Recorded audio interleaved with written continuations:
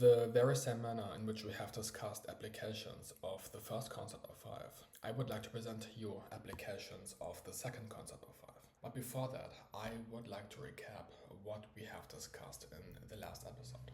When we look at the second concept of five, we only look at the two directly juxtaposed objects of the lesser duality, meaning the transcendent object of the duality on the one side, or the second object of the lesser duality, and on the other side, the immanent object.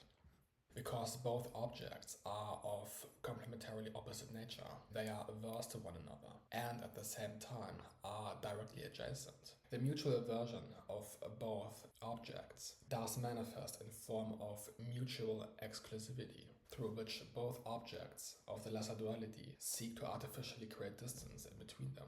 The mutual exclusivity of both objects does cause both objects to adapt complementarily opposite attributes that are proprietary to the respective object. These attributes are always of complementarily opposite nature.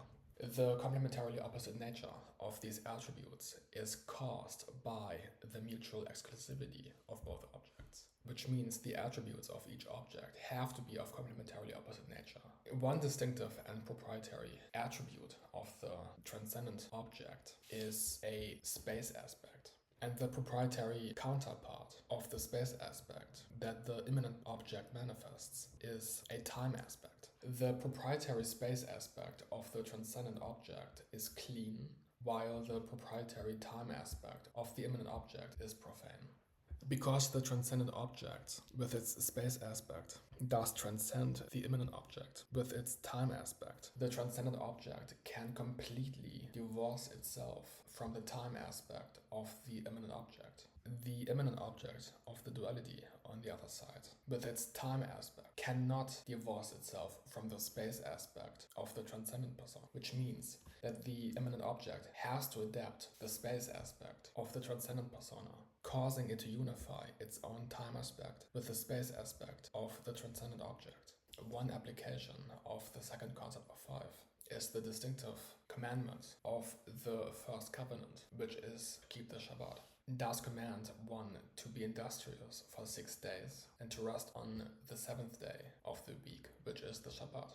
This commandment does divide the week on the one side, the 6 weekdays that are consistent with the immanent object, and on the other side, the Shabbat, which is consistent with the transcendent object of the duality. The commandment to work or to be industrious during the 6 weekdays is consistent with the unity of the space and time aspect the immanent object manifests. The commandment to rest on the Shabbat is consistent with the soul space aspect of the transcendent persona, which is lacking the time aspect. As we have discussed already, the mutual exclusivity and the attributes as a result must be of complementarily opposite nature. The space aspect of the transcendent object is clean, while the time aspect of the immanent object is profane. The juxtaposition of the 6 weekdays against the Shabbat as the 7th day of the week does find a larger prophetic application. This prophetic application does exist in the form of the millennium, which is the reign of Yeshua on earth that will last for 1,000 years. And that will start with the second coming of Yeshua.